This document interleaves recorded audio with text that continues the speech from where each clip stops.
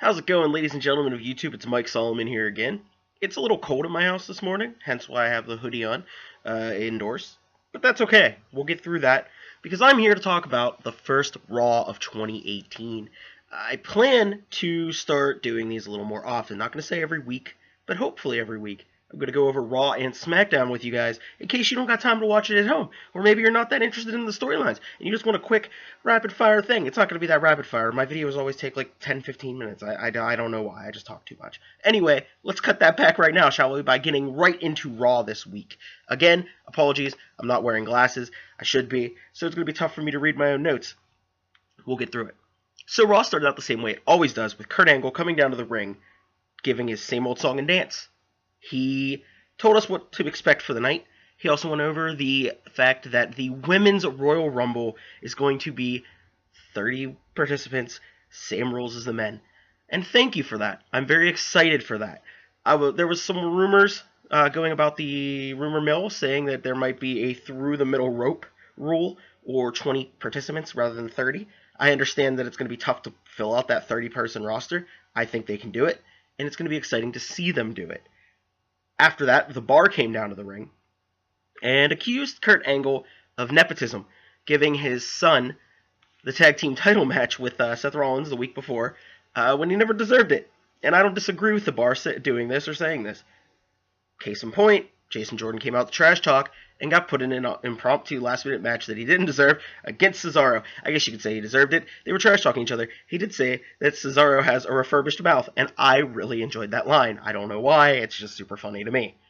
Seth Rollins then came down after that, kind of telling Jason Jordan that he's too cocky and needs to cool his jets a little bit, that he needs to think about the team as a whole, even if they don't get along, because the titles mean more than that. He told him that he also pretty much was sure he came down here just to see him lose. In the long run, Jason Jordan did win with help from Seth Rollins. And the best part about this whole angle they've been painting, which I really enjoy, the fact that he's too cocky to even realize that Seth had been the real reason he won. And when Seth held his hands up expecting he would celebrate with Jason Jordan, Jason Jordan didn't reciprocate the motion, didn't hold his hand up. Really well played. I'm waiting to see how this plays out further down the road, but so far, so good. Really enjoying it. So after that, they had that, that's, like I said, that one-on-one match. After that, we're greeted with Apollo Crews versus Bray Wyatt, and told how, apparently, so says Michael Cole, this is, Apollo Crews is set up for a good year in 2018, and it is kicked off by losing what felt mostly one-sided match to Bray Wyatt. Following that match, we got the lovely Woken Matt Hardy up on the Titantron there. He cut a very almost Bray Wyatt feeling promo where it had no meaning and felt very just pointless. And I really hope they bring some stuff from the Broken Universe that isn't just Matt Hardy's laugh, because I'm sick of the laugh. You bring me something new. This is getting really old really fast, and it shouldn't. The Woken, as they're wording it, for the sake of being able to continue as Broken later down the road if they were ever to leave WWE.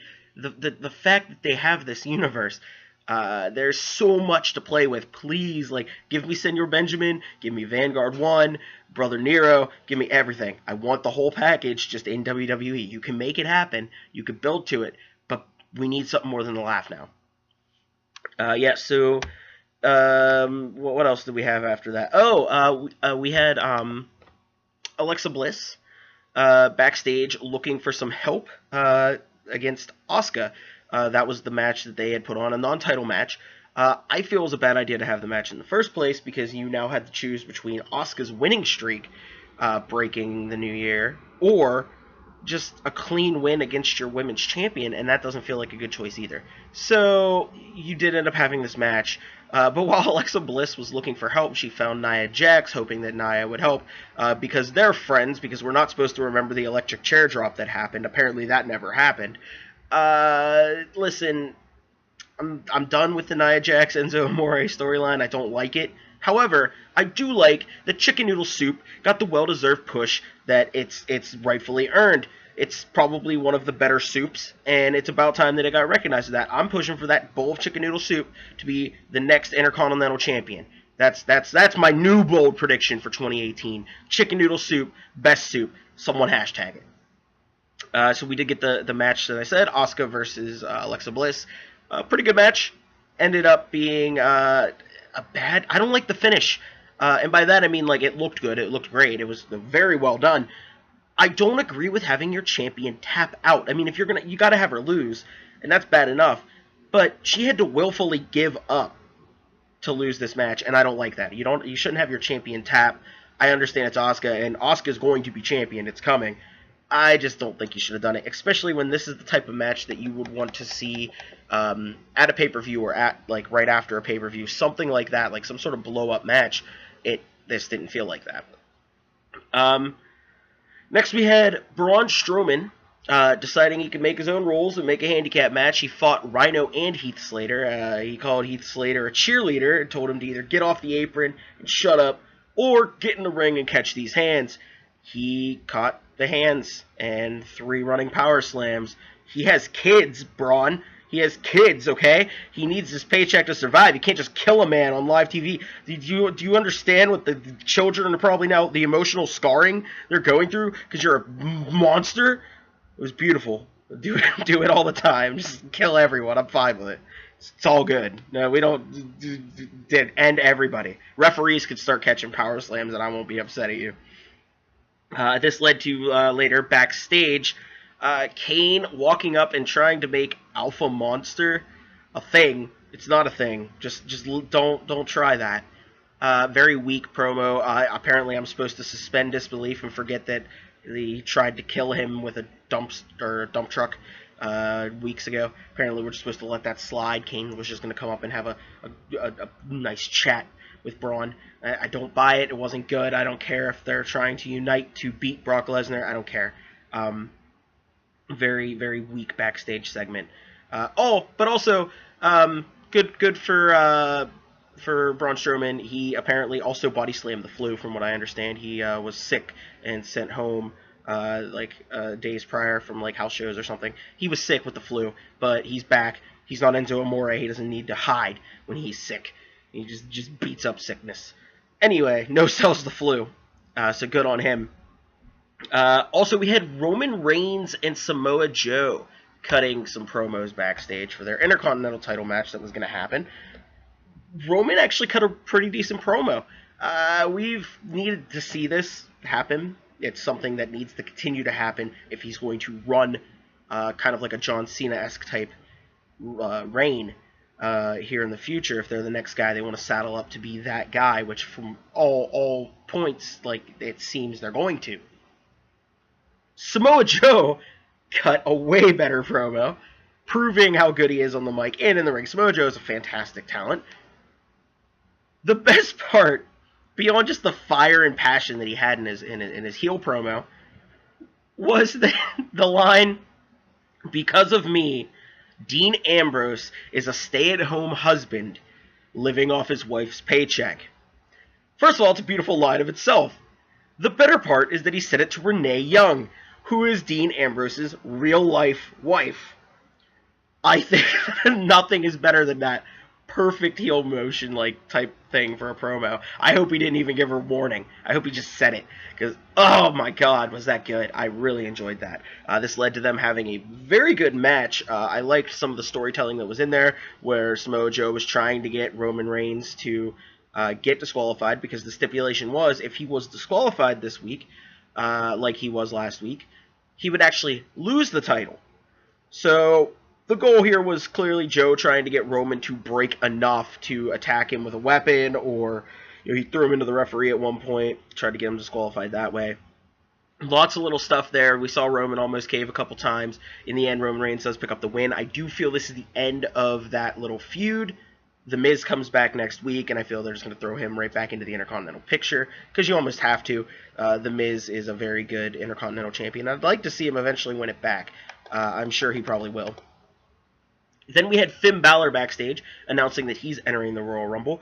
Good call, because it seems it's the only way you're going to get your rematch that you deserve for the Universal title. So yeah, just win the Royal Rumble to get it. That's going to be the only choice you have at this point. Even though I don't think Finn Balor is going to be the one that wins it this year. I would love it, but I don't think we're going to get it. We'll talk about that before the Royal Rumble. Stay tuned for that. But even better, he had a 6-man tag match prepared to go against Elias and the Miztourage, but he needed 2 partners. And I guess I was a little gullible thinking they wouldn't do this, given they don't like the Bullet Club as an angle, and also they don't think Finn Balor is over. But they partner him with Anderson and Gallows. The Good Brothers team up with Finn Balor. We get the Balor Club. We get the Bullet Club reunion. And this is really good for Finn Balor. Oh, by the way, they won the match pretty easily. It was a decent enough match for what it was, but they won. Not the point I want to focus on. What I want to focus on is this is really good for Finn Balor. The perfect time of year to form up a little faction would be the Royal Rumble. You'd have the numbers advantage, even if they don't do the heel angle that they like other people do. Just having someone else have your back in the match is nice, and I could see those two having his back very easily. Secondly, if WWE does think that Finn Balor's just, doesn't got the power, doesn't got the size behind him to be a big star, which tends to be their usual go-to complaint, this is a good way to give him the meat mountains behind him to be the muscle when he can just prove himself in the ring with his own talent. This could easily push him up the ranks back to where he needs to be, up at the top of the card, because Finn Balor is probably one of your best talents. I would put him on par with your Shinsuke Nakamura, your AJ Styles, like that. He is that guy, and you need to book him as such sooner rather than later, because I don't want to see him leave like I feel Daniel Bryan is going to do in the future. So after that, we had the whole spiel with Enzo being sick with the flu.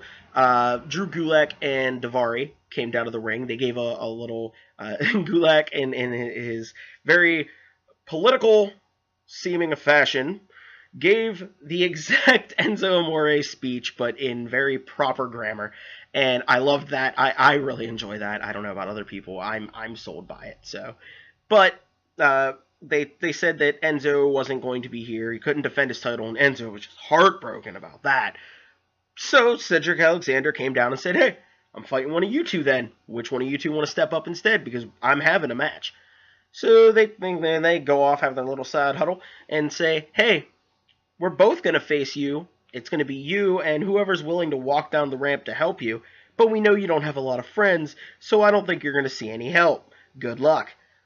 Then Goldust comes down. He's not in the 205 weight limit. Whatever. Fine.